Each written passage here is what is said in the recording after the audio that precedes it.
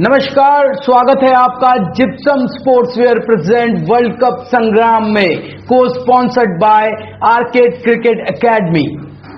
और आज अब से कुछ ही देर में इंग्लैंड और इंडिया के बीच में महासंग्राम शुरू होने जा रहा है और उसी पर बातचीत करने के लिए हमारे साथ मौजूद है हमारे क्रिकेट एक्सपर्ट अविनाश सिंह। आइए उनसे जानेंगे आज के मुकाबले में क्या कुछ रहेगा।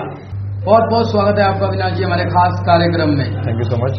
आज इंडिया और इंग्लैंड के बीच में महामुकाबला होने जा रहा है। अब से थोड़ी देर बाद जो है वो मैच शुरू होने वाला है। इंडिया अपना सेमीफाइनल जो है वो क्वालिफाई कर चुकी है। वहीं इंग्लैंड के लिए आज के मैच में करो या मरो वाली स्थिति है। क्या लगता है क्या रहेगा आज के मैच में? क्या इंग्लैंड की टीम भारत के विजय रथ को रोक पाएगी या भारत का विजय रथ यूं ही आगे बढ़ता रहेगा? देखिए, आज का जो मुकाबला है वो एक वर्ल्ड की नंबर 1 टीम और वर्ल्ड की नंबर 2 टीम का, यानी आईसीसी के नंबर 1 और नंबर 2 टीम के बीच एक बहुत ही दिलचस्प और कड़ा मुकाबला हम सभी को देखने को मिलेगा। और रही बात इंग्लैंड की, तो इंग्लैंड के लिए बिल्कुल आपने सही कहा कि ये करो या मरो की स्थिति वाला मैच है। शुरुआत अच्छी की थी इंग्लैंड ने इस वर्ल्ड कप में, लेकिन जिस तरीके से उन्होंने लगातार 2 मुकाबले गंवाए वो अब फंस चुकी है इस टूर्नामेंट में, क्योंकि उसे साफ दिख रहा है कि अगर आने वाले 2 मुकाबले उन्होंने नहीं जीते तो ऐसे में बांग्लादेश और पाकिस्तान जो उससे सिर्फ 1 पॉइंट पीछे है वो कहीं ना कहीं उसे पीछे कर सकती है और चौथे से 5वें पायदान पर आने का मतलब है कि इंग्लैंड टीम का सेमीफाइनल की रेस से बाहर हो जाना। तो ऐसे में दोनों ही टीमों के बीच अच्छा मुकाबला देखने को मिलेगा और इंग्लैंड की टीम ये बिल्कुल भी नहीं चाहेगी वो अपने इस होम ग्राउंड पर खेलते हुए वर्ल्ड कप जीतने का ये सुनहरा मौका गंवाए। तो मुझे लगता है कि इंग्लैंड की टीम अपना 100% यहाँ पर देना चाहेगी। और रही बात भारतीय टीम की या न्यूजीलैंड टीम की जिससे उसे अगला मुकाबला होना है, वो कहीं ना कहीं एक मुश्किल होगा, एक प्रेशर भी होगा इंग्लैंड की टीम पर कि इन दोनों टीमों को हराना है और ये दोनों ही टीम बेहतरीन टीम है इस टूर्नामेंट में। तो जैसा कि आपने बताया कि टीम इंग्लैंड के पास इस समय 2 ही मैच बचे हैं और उन दोनों मैचों को जीतना टीम इंग्लैंड के लिए बहुत जरूरी है अगर वो सेमीफाइनल में अपनी जगह बनाना चाहती है। तो आज के मैच में क्या टीम इंग्लैंड को अपनी जीत दर्ज कराने के लिए काफी प्रेशर का सामना करना पड़ेगा? बहुत प्रेशर रहेगा टीम इंग्लैंड पे आज के मैच में। जी बिल्कुल, जिस तरीके से भारतीय गेंदबाजी अभी अपने अच्छे फॉर्म में चल रही है, क्योंकि इंग्लैंड को साफ पता है कि पिछले 2 मुकाबलों में भारत ने उतना अच्छा बैटिंग नहीं की, बल्लेबाजी नहीं की, उतना बड़ा स्कोर नहीं बनाया, लेकिन उस बड़े छोटे स्कोर को भी उन्होंने एक बड़ा बना दिया अपनी गेंदबाजी के बदौलत। यहाँ पर वो जो टीम है, चाहे वो अफगानिस्तान हो चाहे वेस्ट इंडीज हो, ये दोनों टीम गेंदबाजी के आगे, टीम इंडिया की गेंदबाजी के आगे बिल्कुल भी नहीं चल पाए और कहीं ना कहीं एक प्रेशर इंग्लैंड की टीम के बल्लेबाजों पर, उनकी टीम पर होगा कि उनके गेंदबाजों से कैसे निपटना है। अगर आप रिकॉर्ड्स में भी देखें तो दोनों टीमें वर्ल्ड कप में 7 बार आमने सामने हो चुकी है, जहां पर दोनों टीमों ने 3-3 मुकाबले जीते हैं, जबकि एक मुकाबला जो 2011 वर्ल्ड कप में खेला गया था वो टाई रहा था इन दोनों टीमों के बीच में। लेकिन सबसे इससे भी ज़्यादा दिलचस्प बात यह है कि इन दोनों टीमों के बीच ठीक 20 साल पहले 1999 के वर्ल्ड कप में एजबेस्टन के ग्राउंड पर यह मैच हुआ था, जहां पर ये मैच टीम इंडिया ने 63 रन से जीता था। तो कहीं ना कहीं रिकॉर्ड्स, परफॉर्मेंस में अगर देखा जाए तो टीम इंडिया कहीं बेहतर है इंग्लैंड टीम पर और इंग्लैंड टीम ये अच्छे से जानती है। तो यही वजह है कि एक प्रेशर इंग्लैंड टीम के ऊपर होना यहाँ पर बनता है। आज दोबारा उसी ग्राउंड में फिर मैच है। हाँ जी, हाँ जी। तो कहीं ना कहीं इंडिया दोबारा उस अपने इतिहास को दोहराएंगी। जी बिल्कुल, और मुझे लगता है कि इंडियन टीम ना इस समय सक्षम है वही इतिहास दोहराने का। और अगर आपने अच्छी बल्लेबाजी नहीं की और अच्छी गेंदबाजी नहीं कर पाई टीम इंडिया के सामने, तो मुझे नहीं लगता कि टीम इंडिया इंग्लैंड को कोई मौका देने वाली है यहाँ पर आगे निकलने का। जीतने की तो बहुत दूर की बात है। बहुत अच्छी आपने बात कही कि आज दोबारा से फिर वही मैदान जहां टीम इंडिया और टीम इंग्लैंड आपस में दोबारा टक्कर आपस में एक दूसरे को देने जा रही है। तो कहीं ना कहीं इंग्लैंड पे प्रेशर रहेगा, ये बात तो है। लेकिन अगर हम टीम इंडिया की बल्लेबाजी की बात करें तो पिछले 2 मैचों में हमने देखा कि टीम इंडिया की बल्लेबाजी भी कहीं ना कहीं संघर्ष करती हुई पाई गई है। टीम इंडिया के जो मिडिल ऑर्डर बल्लेबाज है वो कहीं ना कहीं फ्लॉप साबित हुए हैं। तो क्या टीम इंडिया की बल्लेबाजी जो है वो टॉप ऑर्डर पर टिकी हुई है पूरी तरह से? जी, अभी तक के मैचों में देखा जाए तो टॉप ऑर्डर ही टीम इंडिया का चला है, जहां पर अगर हमने कुछ 300 से ऊपर का स्कोर बनाया या रन चेज किया साउथ अफ्रीका के खिलाफ, तो वहाँ पर टॉप ऑर्डर ने बहुत बड़ी भूमिका निभाई है। शिखर धवन के जाने के बाद लोकेश राहुल ने इस जगह को भरा है।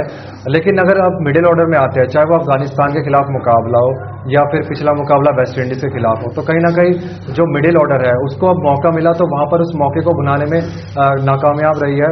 और जिस तरीके से अगर आप केदार जाधव या विजय शंकर को देखें, तो केदार जाधव ने एक स्लो स्टार्ट किया था अफगानिस्तान के खिलाफ, उन्होंने हालांकि अर्धशतक लगाया, लेकिन उस तरीके की बल्लेबाजी केदार जाधव की नहीं दिखी। उस टीम के खिलाफ अगर वो अच्छी बल्लेबाजी और करते, अपनी पारी को और लंबा ले जाते, तो शायद वहाँ पर 280 या 300 का स्कोर वहाँ पर टीम इंडिया को मिल सकता था, लेकिन वो स्कोर नहीं मिल पाया। और दूसरे मैच यानी आखिरी मैच जो वेस्ट इंडीज से हुआ था, उसमें भी आपने देखा कि विजय शंकर जो थे वो संघर्ष कर रहे थे, केदार जाधव भी फिर फ्लॉप हो गए वहाँ पर।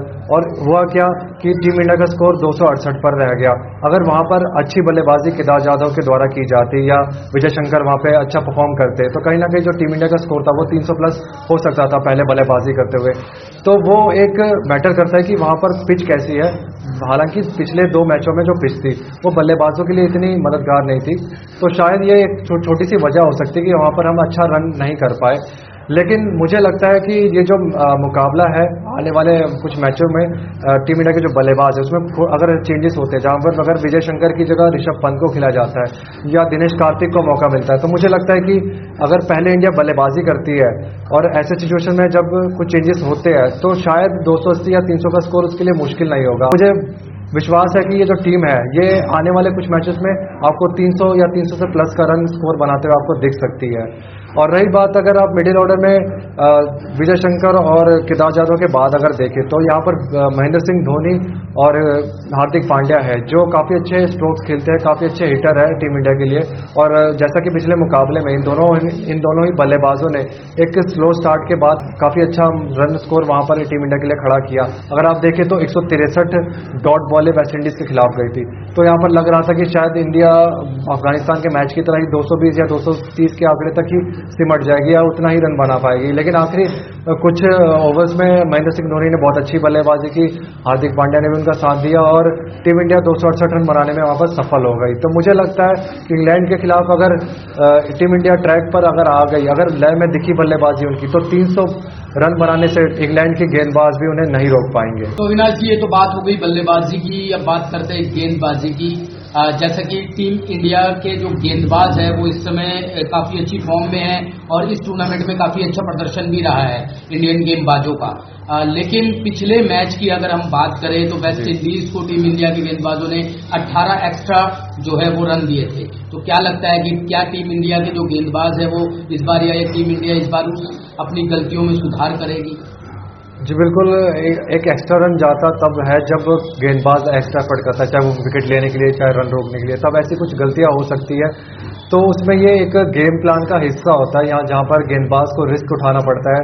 जब कोई सेट बैट्समैन या कोई साझेदारी वहाँ पर चल रही होती है तो उसको ब्रेक करने के लिए गेंदबाज को अपने गेम प्लान के हिसाब से ये एक्स्ट्रा एफर्ट करना पड़ता है। और उस एक्स्ट्रा एफर्ट में कहीं ना कहीं गेंद मिस लाइन से निकल जाती है, लाइन से बिगड़ती है या फिर कई बार वाइड गेंदें हो जाती है। तो वो एक अमूमन सी मामूली बात है इस मैच में और इस टूर्नामेंट में। तो मुझे नहीं लगता कि ये कुछ एक्स्ट्रा जा रहा है। लेकिन हाँ, जिस तरीके से वेस्ट इंडीज़ का कुल स्कोर ही 145 के आसपास था, तो वहाँ पर 18 रन जाना कुछ ज़्यादा था। ये एक्स्ट्रा रन गए, ये इसके बारे में थोड़ा सा आकलन करना चाहिए टीम इंडिया के गेंदबाजों को। और मुझे लगता है कि अगर इस पर थोड़ा सा फोकस किया जाएगा, वर्क किया जाएगा, तो शायद टीम इंडिया के गेंदबाज है वो इस एक्स्ट्रा रन को कंट्रोल कर पाएंगे आने वाले मैचों में। और अगर ये गेम प्लान का उनका हिस्सा है, अगर उससे विकेट मिल रहा है, उससे अगर ये फायदेमंद साबित हो रहा है गेंदबाजों के लिए, तो मुझे लगता है ये गेम प्लान का उनका सिर्फ एक हिस्सा भर ही है। बिल्कुल सही बात कही आपने कि गेंदबाजी में जो है वो सुधार देखने को मिलेगा। लेकिन एक और जगह है जहां पे इंडियन फैंस जो है वो सुधार चाहते हैं।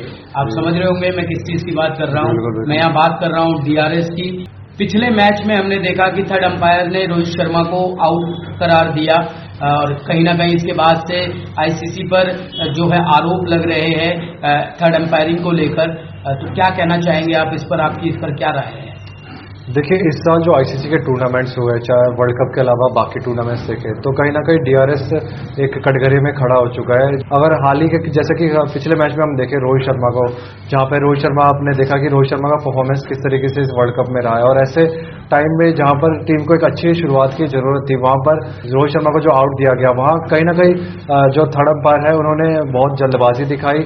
अगर आप टीवी स्क्रीन में देखें तो कहीं ना कहीं आपको पैड और बल्ले के बीच में यहाँ पर एक गैप नजर आ रहा है, और उस गैप के हिसाब से देखा जाए तो जो थर्ड अंपायर है उन्होंने कहीं ना कहीं इस निर्णय को देने में एक जो जल्दबाजी दिखाई है, उस पर वो सवाल खड़े होते हैं। क्योंकि इन नतीजों में अगर जहां पर संदेह की बात आती है तो बल्लेबाज को फायदा मिलता है, लेकिन ये पहली बार हम देख रहे हैं कि इस टूर्नामेंट में, वो भी वर्ल्ड कप जैसे टूर्नामेंट में, जब गेंदबाज के पक्ष में यह फैसला गया है। तो इस वजह से जो आईसीसी का जो डीआरएस सिस्टम है और उनके जो थर्ड अंपायर है वो सवाल के और कटघरे में खड़े हो चुके हैं इस समय। और देखा जाए तो ये सिर्फ लीग मुकाबले, अगर वर्ल्ड कप के सेमीफाइनल और फाइनल मुकाबलों में कुछ ऐसा अगर दिखता है तो ये बहुत ही चिंता की बात हो सकती है। मुझे लगता है कहीं ना कहीं आईसीसी को और जो थर्ड अंपायर है उनको इस पर सोचना चाहिए, इस पर विचार करना चाहिए और इसमें सुधार लाना चाहिए। अब ये तो वक्त ही बताएगा कि आईसीसी डीआरएस में सुधार करती है या किस तरह का आईसीसी निर्णय लेती है और किस तरह से इन चीजों को देखती है। बहुत बहुत शुक्रिया आपका अविनाश जी हमारे साथ जुड़ने के लिए। धन्यवाद। तो ये तो वक्त ही बताएगा कि क्या इंग्लैंड की टीम भारत पर भारी पड़ती है या भारत की टीम इंग्लैंड पर भारी पड़ती है, और क्या आज इसी मैदान में इंडिया अपने इतिहास को दोबारा दोहराती है। अब से कुछ ही देर में आपको इसके बारे में पता चल जाएगा। आप देख रहे थे gypsum sportswear present world cup संग्राम, को sponsored by arcade cricket academy, और मैं हूं आपका दोस्त तीर्थंकर सरकार। अगली बार फिर मिलेंगे एक नए मैच के साथ, एक नए मुकाबले के साथ। तब तक के लिए बाय, जय हिंद।